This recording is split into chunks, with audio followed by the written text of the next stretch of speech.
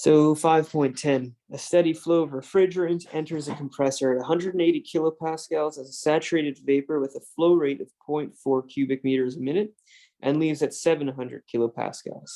The power supplied is measured to be 2.5 kilowatts. And the question is, what is the temperature at the exit of the compressor? So what we'll try to do here is use the first law of thermodynamics to see if that can tell us a little bit about the final state. And if we can identify what that final state is, we can identify the temperature. So let's start with that. First law of thermodynamics is Q dot minus W dot equals M dot. And then we have all our changes in energy. Got the change in enthalpy, change in kinetic energy, and the change in potential energy, but that's confusing. I won't call it H, I'll just call it Z, being the height, actually. Now, if we look at the first law of thermodynamics in this sort of general form, what can we see for a compressor? Well, we're going to assume a couple of things. First, we're going to assume that the change in potential energy is negligibly small. We're going to assume that the change in kinetic energy is negligibly small. And this is something, both these assumptions are things you'll be doing in general for turbines and compressors.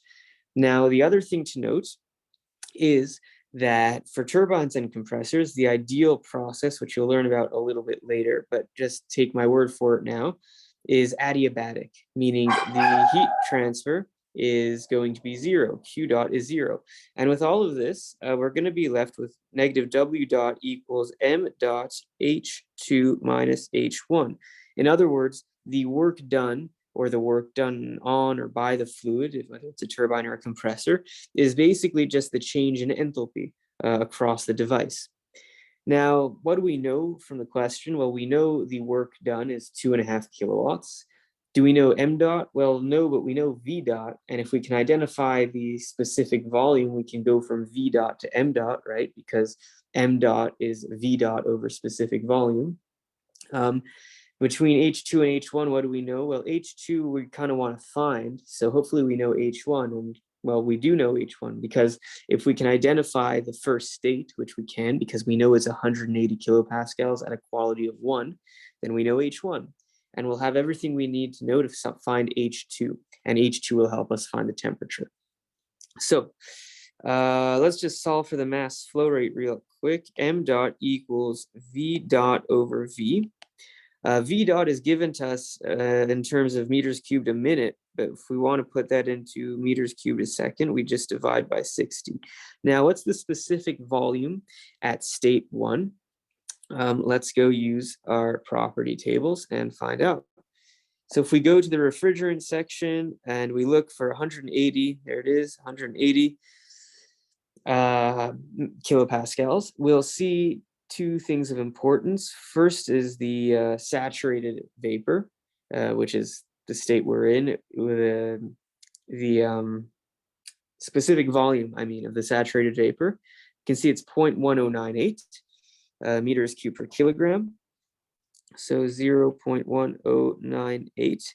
If we do this, divide this, we'll get a mass flow rate of 0.0607 kilograms per second. This is the mass flow rate. Good, so we know work, we know that. What's the enthalpy though? So that's the second important thing we can find. Well, the enthalpy at the saturated vapor is 239.71 kilojoules per kilogram. So we'll just write here 239.71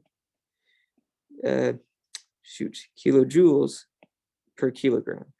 Now, if we plug all this in and solve for H2, let's try and see what we get. So negative work. Now, before we proceed further, it's important to understand that this is a compressor, and a compressor always does work on the system, right? Now, if you do work on the system, that work is considered negative, right? Whereas if the system, being the fluid, does work on you, then that's positive work.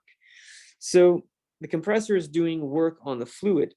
So that means that the work of the compressor, we're told, is 2.5 kilowatts, but it's a negative 2.5 kilowatts. So really here we have negative 2.5 equals M dot.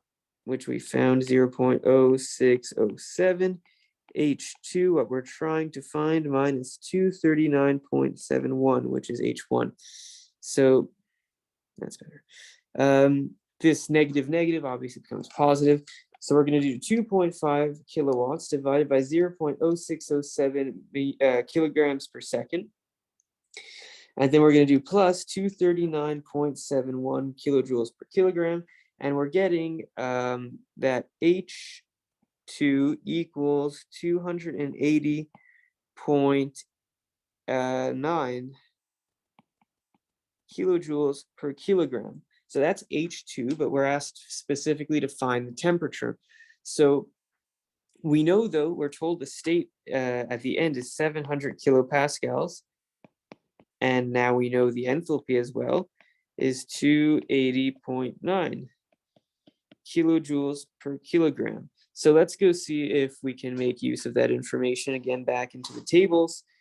If we look at the 700 kilopascal line here, this is for a mixture, of course. So first, let's see if we're actually a mixture. And we see that we're actually not a mixture, we're a superheated vapor. So we can't use this table because our enthalpy is much too high. So we're going to scroll down into the 0.7. Here we are, 0.7. And we're going to look for an enthalpy of about 280. And it's pretty much halfway. We can see almost exactly halfway between these two. So if you interpolate between these two, so this is between 40 and 50. Well, let's just do the interpolation. So it's going to be 286.35 minus 275.93. So 286.35 minus 275.93 over, and it was 50 minus 40. So that's the slope of our interpolation there.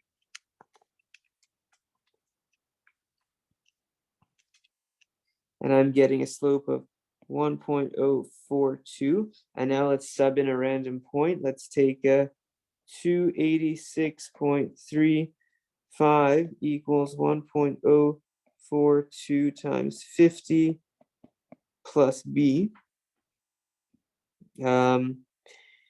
If we do that, 286.35 minus 1.042 times 50, we're getting a b value of 234.25.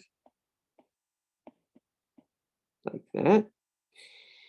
And now if we go interpolate for the temperature we want, we're at an enthalpy of 280.9, 1.042x plus 234.25. Let's see what we get. So 280.9 minus 234.25 divided by 1.042.